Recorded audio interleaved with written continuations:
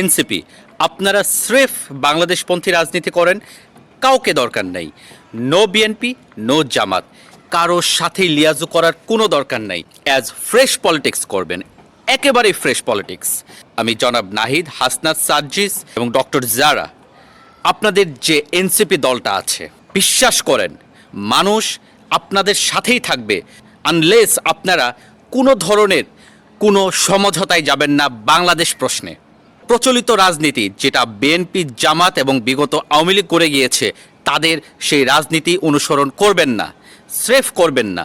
বাংলাদেশপন্থী থাকুন, অনেস্ট রাজনীতিটুকু করুন, মানুষের পাশে দাঁড়ান, মানুষের কথা শুনুন, দেখবেন মানুষ আপনাদের সাথেই থাকবে। সেই বস্তা পচা রাজনীতির দিন শেষ। প্রফেসর ইউনূস যতই আপনাদের সাথে বিট্রে করুক না কেন, আখেরে মানুষ আপনাদের সাথে থাকবে। বাংলাদেশের মানুষ যোগ্য এবং সৎ নেতৃবৃন্দের কদর করতে জানে। এতটুকুই চাও আপনাদের কাছে, হতাশ হওয়ার কিছুই নাই। সবে তো মাত্র শুরু, দেখা হবে বিজয়ে।